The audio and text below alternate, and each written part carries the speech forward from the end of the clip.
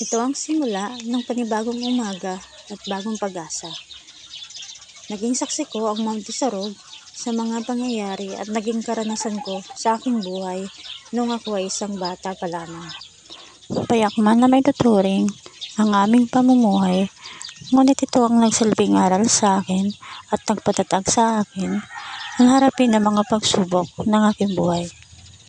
Samahan niyo ako sa aking paglalakbay gamit ang aking bisikleta at babalikan natin ang aking nakaraan.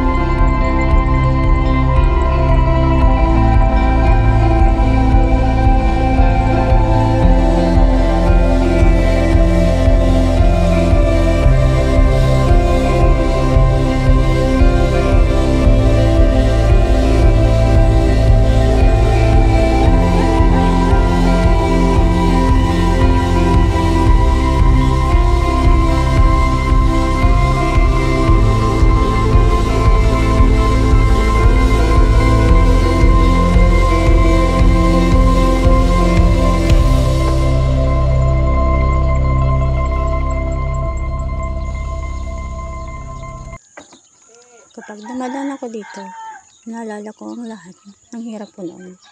Init ng araw at buhos ng ulan ang sinasalubong ko habang ako'y nasa gitna ng palayan. Dito sa aming probinsya, ang pangunahing hanap buhay ay ang pagsasaka, pagtatanim, pag-aani ng mga palay. Itong malawak na taniman ng palay ang nagsilbing playground ko nung bata pa ako. Kasama ko palagi ng aking magulang sa pagsasaka.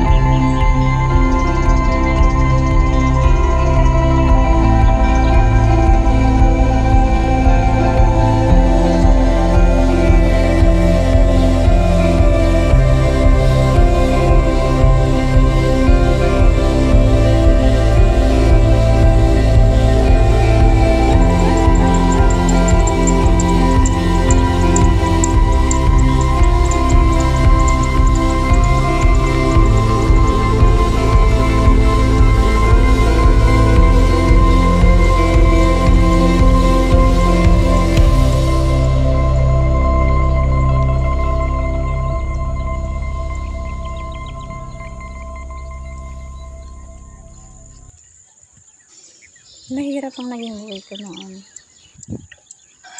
Hindi ko naramdaman ang pagiging bata na malayong nakakapaglaro. namulat ako sa ganitong buhay. Ngunit masasabi kong sa bawat hirap na napagdaanan ko noon, ito ang naging gabay ko para maging matatag ako sa lahat ng bagay.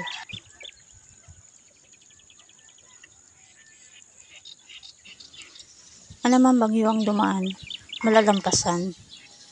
Dahil pinatatag ako ng panahon at pinagtibay ng pagkakataon. Ito ang kwento ng aking buhay.